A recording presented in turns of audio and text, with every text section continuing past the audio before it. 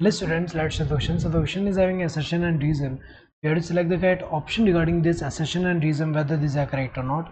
Assertion is chloroplast can synthesize their own proteins. ये correct दिया हुआ है क्योंकि हमें पता है कि जो chloroplast है इसका अगर स्ट्रक्चर देखें जैसे कि यहाँ पे ये क्या होते हैं डबल मेम्ब्रेन बाउंड ऑर्गेनल्स हैं और अंदर जो है जो थाइलाकॉइड है ऐसे एक के ऊपर एक जो प्रेजेंट है ये क्या फॉर्म करेगा ग्रेनम। ऐसे बहुत सारे होंगे तो उसे हम क्या बोलेंगे ग्रेना। एंड ये जो ग्रेना होता है it is they are interconnected by stroma lamellae. यहाँ पे अगर हम देखें स्ट्रोमा लैमेले से कनेक्टेड है। ये जो स्पेस ये वाला जो है इसको हम क्या बोलते हैं स्ट्रोमा।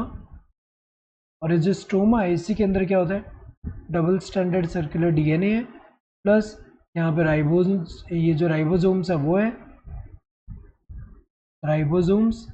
तो ये राइबोसोम्स के प्रेजेंट होने की वजह से एक तरह से यहाँ पे जो प्रोटीन सिंथेसिस मशीनरी जो है वो प्रेजेंट है यहाँ पे।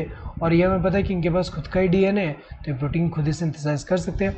और इसी वजह से अगर हम देखें इन्हें हम क्या बोलते हैं ये जो है सेमी ऑटोनोमस ऑर्गेनल क्यों बोल रहे हैं। एक तो ऑटोनोमस के खुद से प्रोटीन सिंथेसाइज कर पाएंगे और सेमी इसलिए बोलते हैं कि कुछ एक्टिविटी के लिए जो है ये न्यूक्लियर जो प्रोटीन जो है उस पर डिपेंडेंट होते हैं। तो अगर हम देखें यहाँ पे तो सेमी ऑटोनोमस बोलेंगे। तो ये तो करेक्ट दिया है।